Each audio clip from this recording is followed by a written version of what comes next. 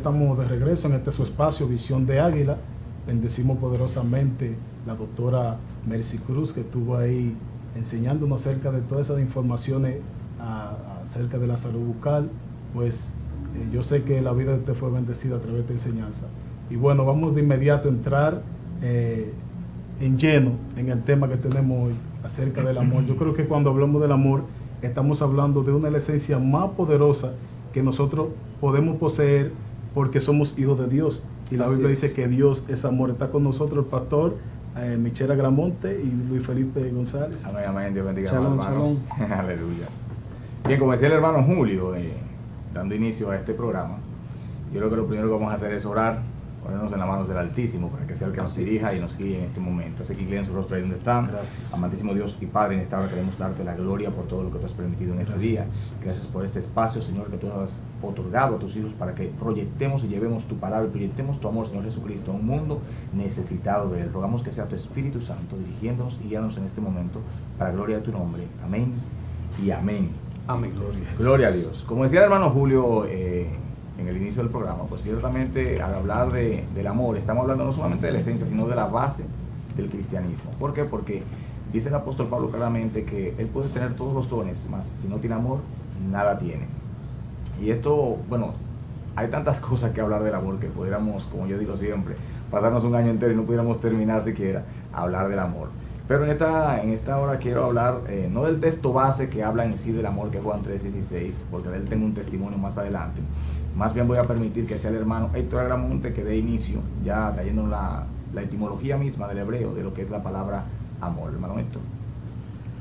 Amén. Hablar de este tema es extraordinario. Cuando hablamos de la palabra amor, la primera vez que aparece en la Torá es en Bereshit, en Génesis, capítulo 22. Aquí aparece por primera vez la palabra amor. Y es un hombre entregándolo todo, como quien dice, a cambio de nada. Dios le dice a Abraham en el capítulo 13, Lej leja, sal para ti, sal para tu propio beneficio, sal para tu propia conveniencia. Pero en el camino, o sea, en el capítulo 22, le dice, dame tu hijo, tu único hijo a quien tú amas. Abraham, sin mirar para ningún lado, va camino al Gólgota o camino a tierra de Moriah, que significa monte de la enseñanza o monte de Yahweh enseña. Y allá va camino de 3 días. Al tercer día, él le dice a sus siervos, espérenme aquí, mi hijo y yo iremos, adoraremos y luego volveremos. Porque Abraham de repente le dice así a sus siervos. Según los expertos dicen que Abraham vio el monte de lejos y entonces vio que tenía una nube y él entendió que era la chequina de Yahweh, y aquí él le dice a sus criados, espérenme aquí, mi hijo y yo iremos, adoraremos y luego volveremos. Entonces el marco que está acá, se está presentando aquí, es un marco de amor, un marco donde Abraham va a entregar todos sus recursos a su único hijo. Entonces cuando está allá en el monte Moriah o en tierra de Moriah, Dios se le aparece y le dice a Abraham, yo no necesito nada de lo que tú tienes, solamente quiero que tú entiendas que tú simplemente eres un administrador de los bienes terrenales.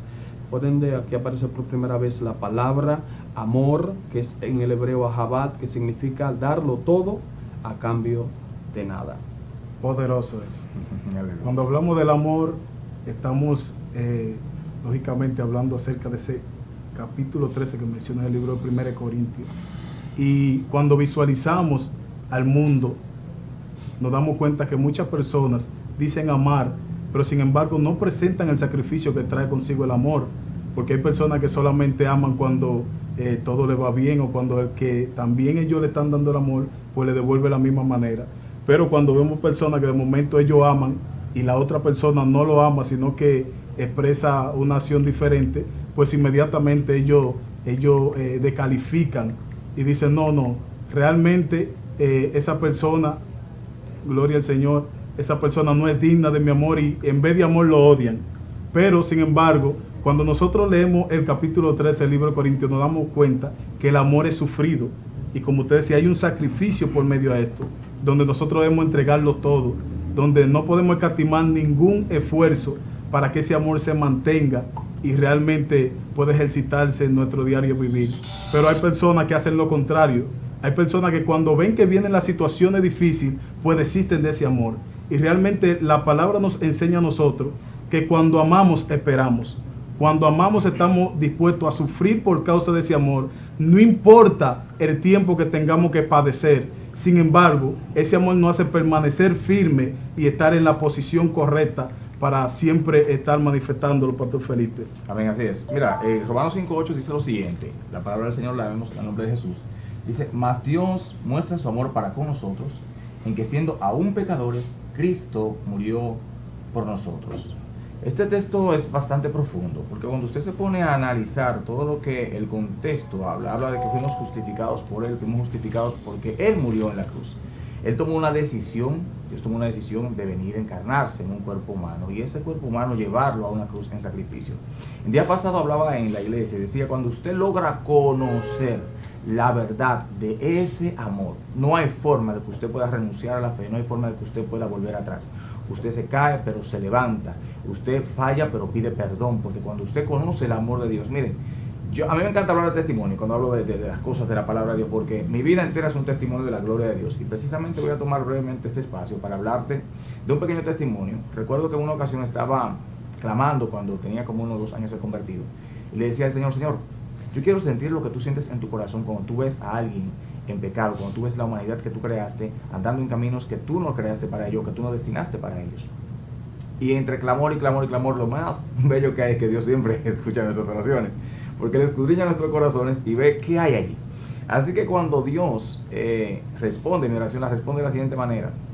Estoy un día andando por las calles y de pronto veo a alguien, y cuando veo a esa persona me sentí tan mal, pero tan mal por dentro, y decía, pero ¿qué me pasa? Y entonces empecé a mirar y todo lo que veía me dolía, y veía a la persona y veía, Dios mío, pero ¿en qué condición espiritual se encuentra esa persona? Y yo podía sentir en mi corazón ese dolor, podía sentir esa reacción. Y luego entonces clamando en casa, Señor, ¿por qué yo me siento así cuando veo a la persona? ¿Por qué siento esto en mi corazón? Entonces pude comprender que ciertamente Dios me había permitido sentir su dolor. Y miren, no hay una palabra específica que describa la realidad de lo que Dios siente por su creación, por aquellos que Él creó, por aquellos que Él con sus manos formó desde el polvo, dice la palabra, y puso en ellos el aliento de vida en el primer hombre, el primer Adán, como establece la palabra de Dios. Y esa es la mayor muestra de amor. Y al ver que esta creación, al ver que esta su obra su obra cúspide al final de la creación ya crea al hombre, y esta obra grandiosa se entrega al pecado, se entrega a la maldad, desobedece el mandamiento de Dios, Dios decide, algo que ya estaba claramente predestinado porque Dios lo conoce todo, Dios decide enviar a su Hijo para morir en la cruz del Calvario. Y precisamente lo que dice Romanos 5:8, en que mas Dios muestra su amor para con nosotros, en que siendo aún pecadores, Cristo murió por nosotros. Si nos pudiésemos hablar nosotros, ¿qué merezco yo? Y yo le pregunto mucho al Señor, Señor, ¿qué viste en mí para tú llamarme? Y así mismo, ¿qué vio en cada uno de nosotros para Él llamarnos, para tomarnos como hijos, para hacernos sus hijos? Porque, señores, yo decía el día pasado, creo que aquí en el programa en la iglesia, no recuerdo bien, el asunto es que hablaba el día pasado, decía, nosotros como seres humanos no seríamos capaces de entregar siquiera una uña de un hijo nuestro, mucho menos a nuestro hijo, para que otro se salve. Entonces, hablar del amor de Dios, como hablaba el pastor Agramonte en principio, decía que ese amor es un amor donde se despoja de todo, un amor que le entrega todo, un amor que no ama lo material, sino más bien que ama la gloria que eso que usted entrega va a traer a su vida, hermano Agramonte. Así es, partiendo de la palabra amor desde su etimología, para los griegos amor, existen diversos tipos de amores, amor ágape, amor filial, amor eros, pero para los hebreos existe una sola palabra que define esta en todas sus dimensiones. Fue como dijimos ahorita, la palabra Javá. De la palabra Javá viene la raíz ab, que significa dar, entregar. El que ama da, el que ama entrega. Por ende, cuando nosotros analizamos desde la creación, Yahweh o Dios da todos sus recursos. Por ende, cuando usted analiza desde el principio, Dios empieza creando. Y dice, y vio Dios que todo era bueno, y bueno en gran manera. La palabra bueno en hebreo top, que significa top meo, que significa bueno en abundancia, rico de fortaleza. En otras palabras, es como alguien que da todas sus riquezas y las coloca en las manos del hombre. Por ende, el hombre dejó caer o desperdició toda esa riqueza. Pero Dios no se quedó quieto. Dios siguió, porque el amor de Dios es inmensurable. Algo impresionable en el capítulo 2, o impresionante en el capítulo 2, es que cuando dice la Biblia, y fueron pues acabados los cielos y la tierra, y todo el ejército de ellos. Entonces la palabra, cuando aparece aquí, completar, dar. ¿Cómo es posible que el Eterno, después de dar, aparece la palabra que se completó? Esto es algo impresionante. Pero no solamente eso, si nosotros analizamos a profundidad y analizamos toda la Biblia, el Eterno viene demostrando su amor desde el principio. Y vamos a relacionar de manera profunda el capítulo 22, que hablamos ahorita, con Juan capítulo 19, para que ustedes vean cómo es posible que el Eterno va, después de dar todos sus recursos en el Antiguo Testamento, entonces ahora viene y dice, no, mi pueblo no se puede quedar así, yo voy a mandar ahora a mi Hijo a salvar a mi pueblo. Y este es el marco más poderoso, esta es la novela, la película más extraordinaria, la novela más romántica que puede existir de todas las novelas. Quiero hablar del amor partiendo desde el punto de vista de la misericordia.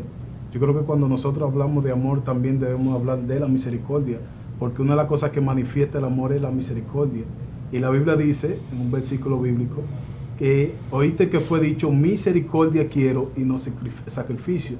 Yo creo que este atributo que nosotros poseemos debemos manifestarlo cada día, porque hay personas que muchas veces como creyentes decimos amar, pero sin embargo en el momento de manifestar misericordia, de manifestar piedad, pues entonces como que el término amor nos queda poco, y es donde muchas veces la persona que carece de ese verdadero amor podemos hacer similitud con el mundo.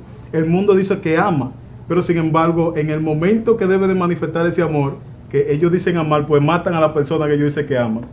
Muchas veces lo rechazan, lo meten al olvido.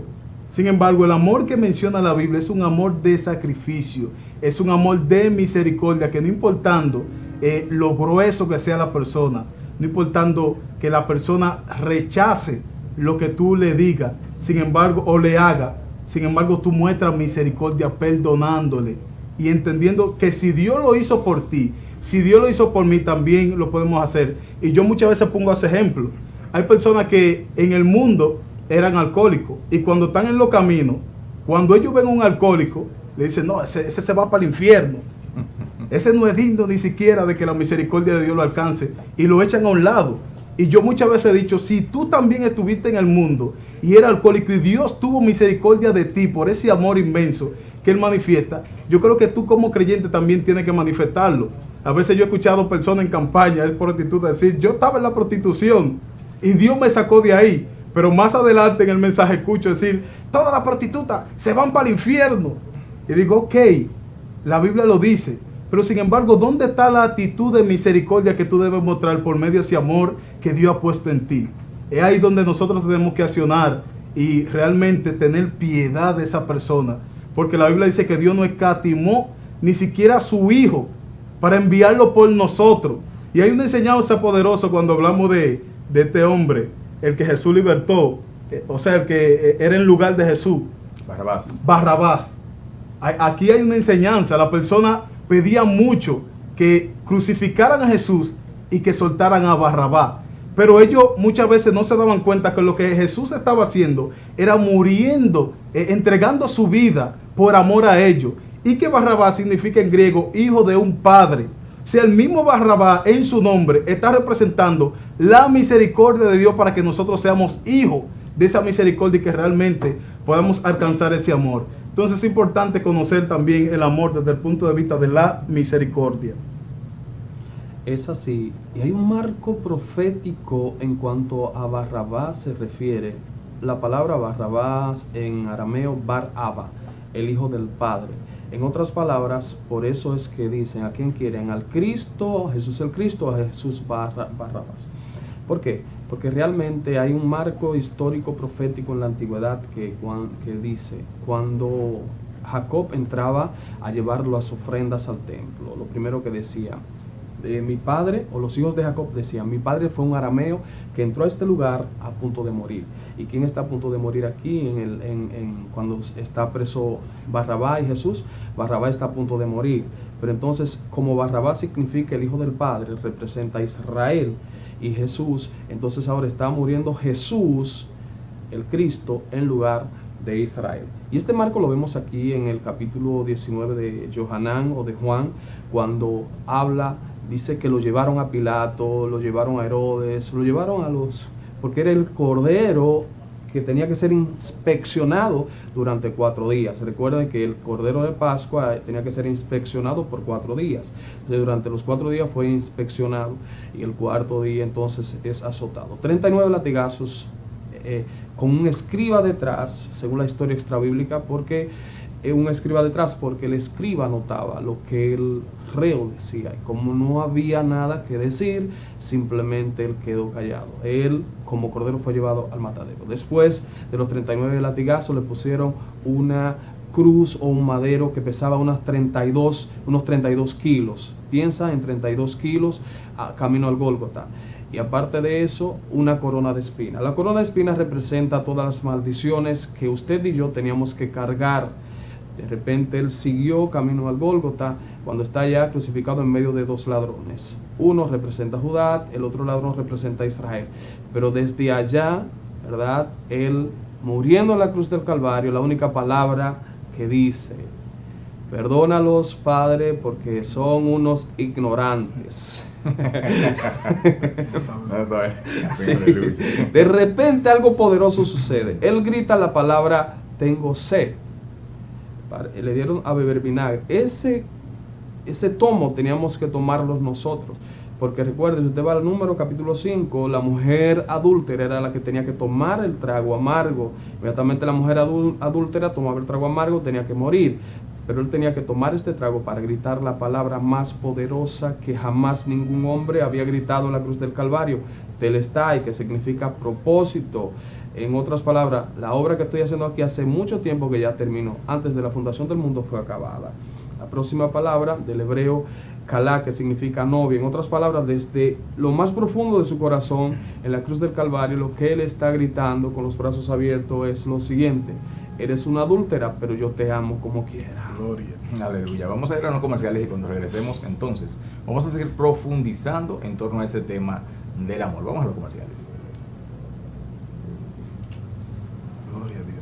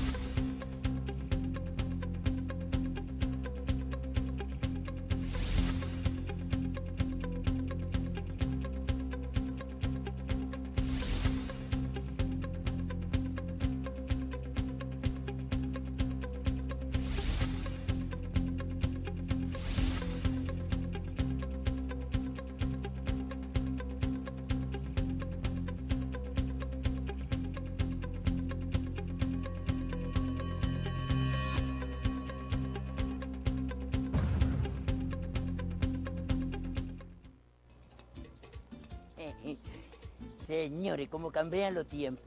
En antes una carta duraba 3 meses para llegar de Nueva York a nuestro país. Y hoy en día tengan 500 canales de televisión del mundo entero en un solo y excelente servicio de cable. Mi cable, como tú quieras, díselo. Pero llama a este número que está en pantalla. Dile a tu familia de allá que si quieren ver toda la programación de República Dominicana, que llamen ahora. Márcalo ya. no importa como tú lo digas, es que es mío y es tuyo. My Cable. Llama ya.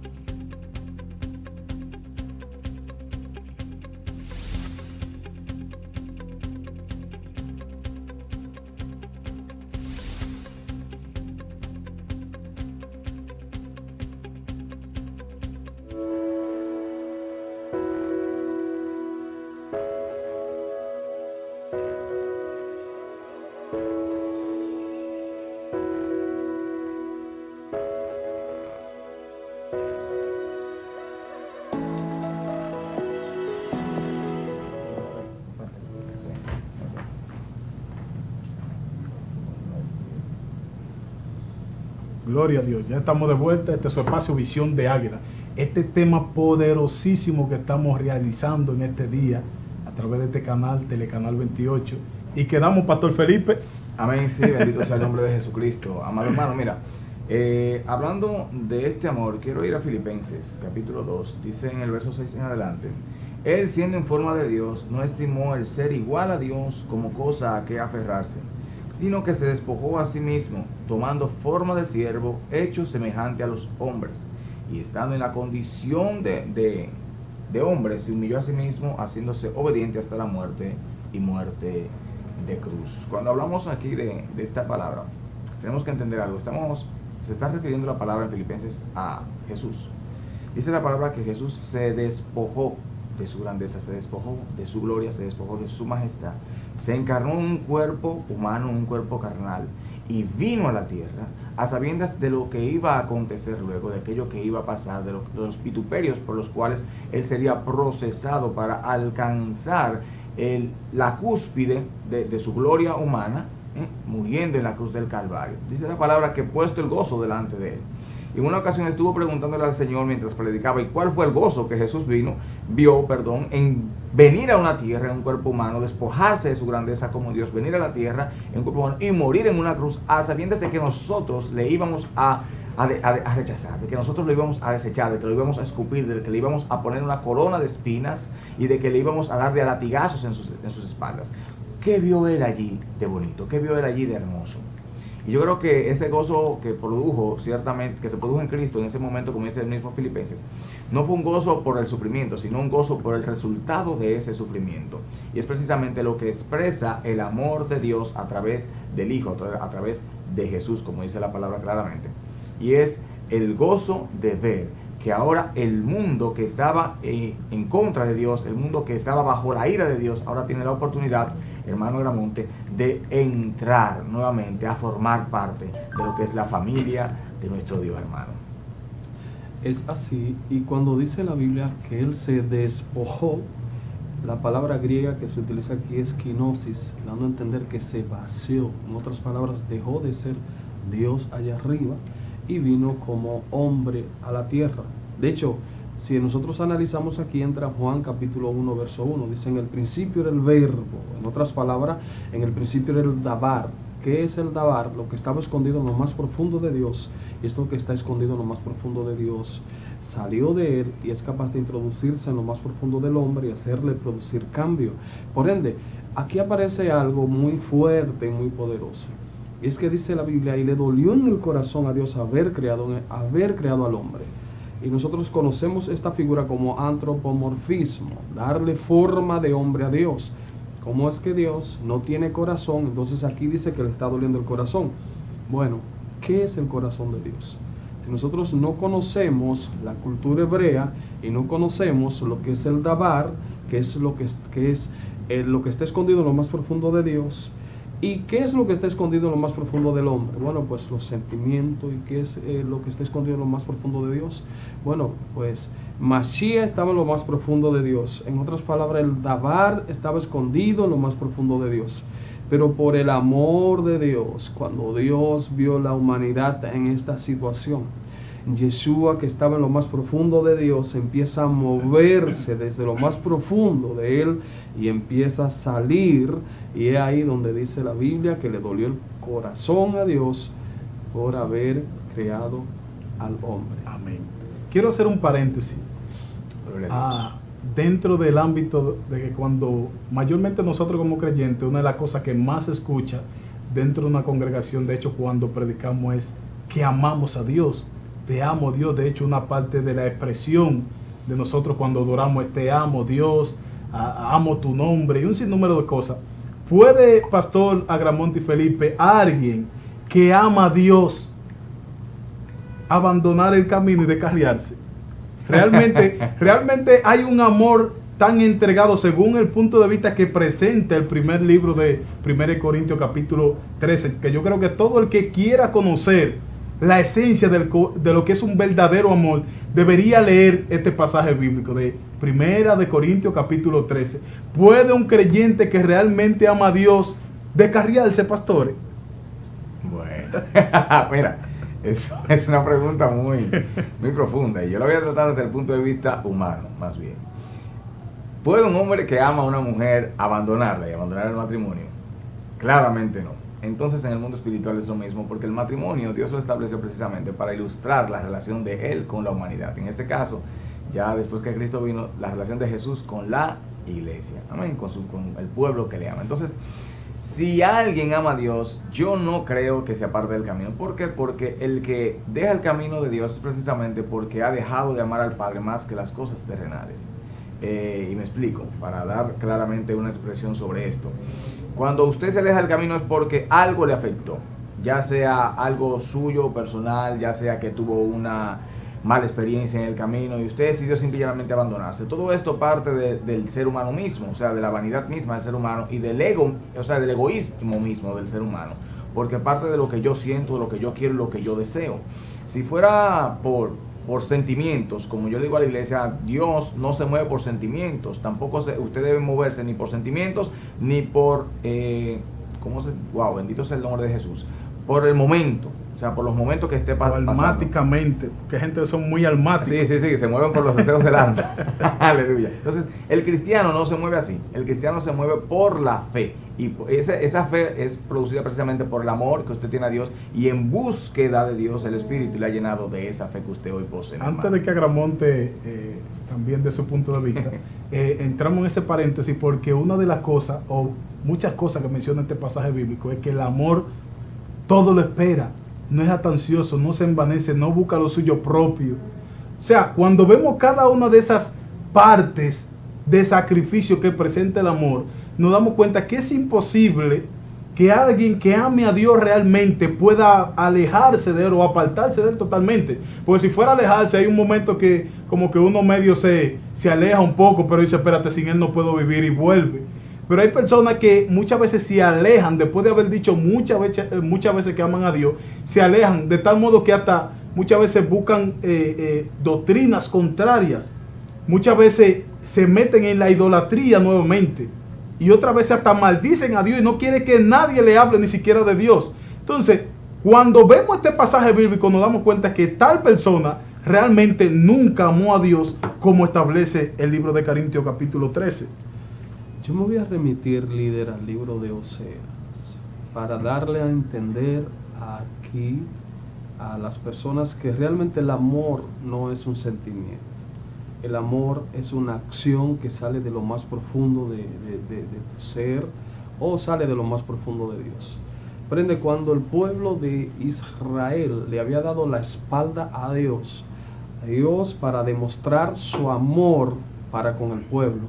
Le dice a Osea, que significa salvación, toma una mujer ramera, una mujer fornicaria. Dice la Biblia que la palabra de Jehová que vino a Osea, hijo de Beri, La palabra Osea significa salvación, la palabra Beri significa fuente. Cuando analizamos esto a profundidad, palabra de la salvación, o palabra de salvación que vino de la fuente, y Obed toma una mujer ramera. Dice que tomó a Gomer. Gomer significa terminado, consumado. Tomó a Gomer, hija de Diblaim. Diblaim significa 2 panes. En otras palabras, dando a entender o relacionando las 2 tribus que habían sido divididas en el 930, cuando Salomón muere por causa del pecado. Estas 2 tribus vienen divididas, unas cogen al norte practicando la idolatría, otras toman el sur también practicando la idolatría que había en el templo. Pero a él no le importó eso, a Dios no le importó eso. Dios le dice, o sea, toma una mujer ramera y ten con ella hijos. El primer hijo se llamaba Jezreel, que significa Dios siembra, Dios esparce, Dios hace morir, dando a entender que aunque el pueblo esté esparcido por los 4 puntos cardinales, iba a llegar un momento donde Dios los iba a recoger desde los 4 puntos cardinales. El segundo, Loami, que significa no pueblo. El tercero, Lo-Romá, que significa no comparecida. Pero aquí viene algo esperanzador. Aquí se manifiesta el amor de Dios. Dice, y donde se dijo, ustedes no son mi pueblo, serán llamados hijos del Dios viviente.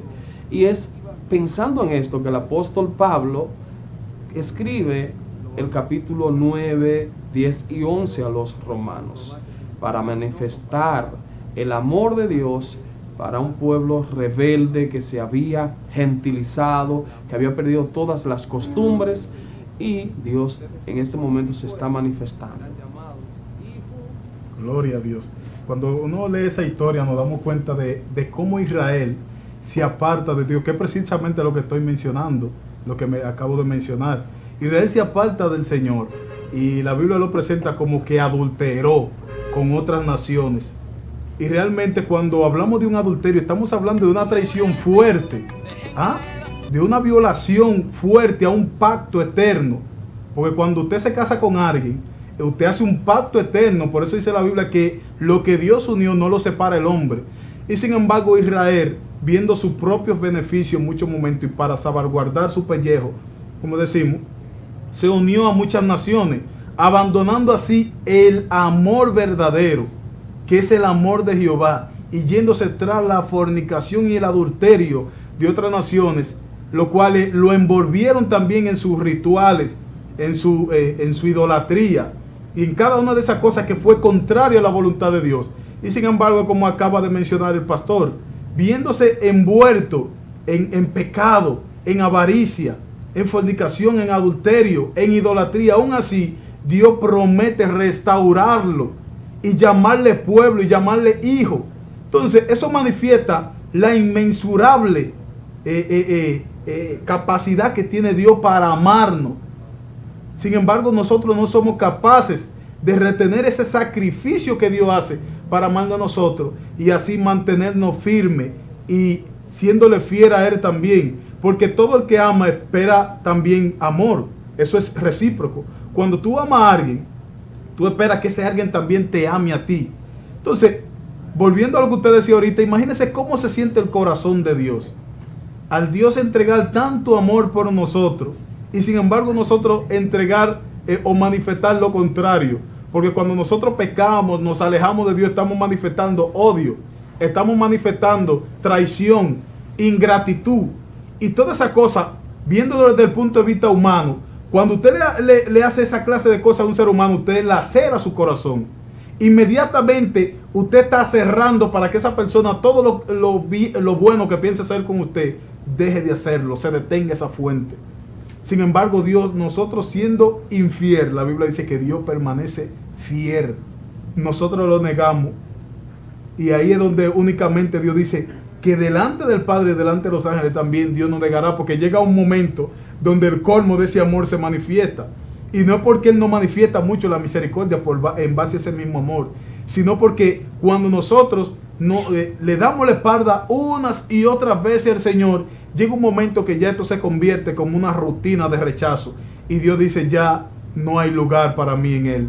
Y ahí es donde Dios lo vomita de su boca. Entonces, cuando nosotros hablamos del amor de Dios, estamos hablando de lo más grande que posee Dios para con cada uno de nosotros. Y sin embargo, con nuestras obras lo rechazamos.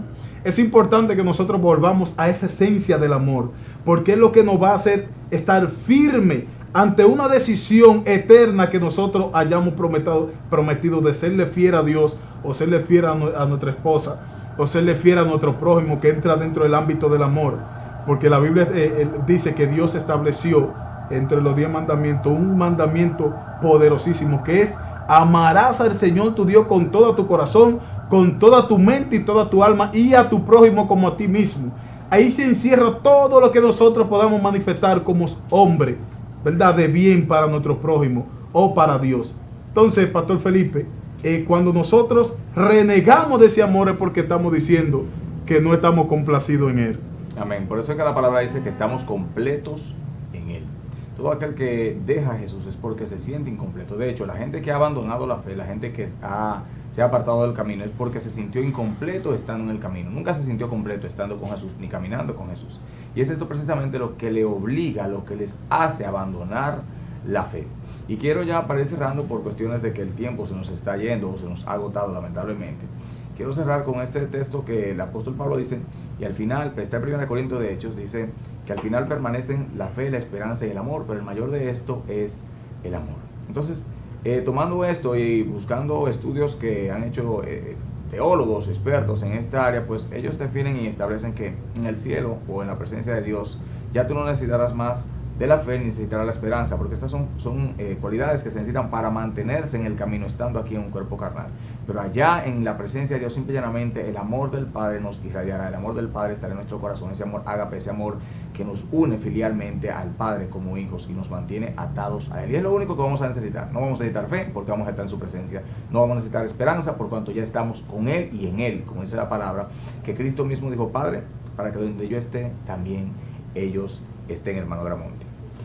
Es así, muy cierto. Y ya para finalizar, el amor es porque hay personas que definen a Dios como Dios es amor, y realmente no podemos limitar a Dios. Dios es la fuente de donde sale el amor, la fuente de donde sale la misericordia, la fuente de donde sale su gracia.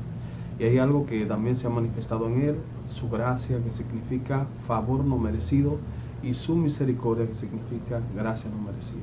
O sea, tan inmensurable es el amor que nos dio estas añadiduras, para que aún no mereciendo la salvación, por su amor, Él tiene misericordia de nosotros y gracia también hacia nosotros. Gloria a Dios. Así que ya ustedes estuvieron escuchando acerca de este tema. Espero que hayan sido bendecidos por medio de esta palabra que se manifestaron a través de este espacio, y que realmente nosotros entendamos el principio del amor en Dios, porque es bueno establecer que el amor en Dios es más poderoso que el amor, como muchas veces nosotros decimos, te amo en mi amor y en el amor de Dios. En el amor humano, yo creo que hay muchas condiciones para manifestarlo, pero en el amor en Dios no hay condiciones, amamos sin límite. Y solamente quiero recordarles, antes de que cerremos, precisamente que este viernes 30 de agosto a las 7 de la noche en la Iglesia Tabernáculo de David, allí te espera a las parejas una actividad precisamente dedicada para restaurar matrimonios, para restablecer la relación entre matrimonios y para establecer el orden divino de los matrimonios. Vamos a orar en esta hora, pidiendo a Dios que sea el derramando su espíritu sobre cada casa. Padre, en el nombre de Jesús de Nazaret, te presentamos cada televidente, cada persona que ha visto, mi Dios, este programa. Queremos que seas tú irradiándole con tu amor. Muestra tu amor, Señor, a esta generación una vez más. Abre nuestros ojos, quita el velo, Señor Jesucristo, y permite que tu amor, mi Dios, se manifieste en los matrimonios, se manifieste en los altares, se manifieste en cada siervo, cada sierva y en toda parte y rincón del mundo, en el nombre poderoso de Jesús. Amén. Amén. Y amén. Hasta el jueves. Shalom. Shalom, Regen. ¿Qué te dice?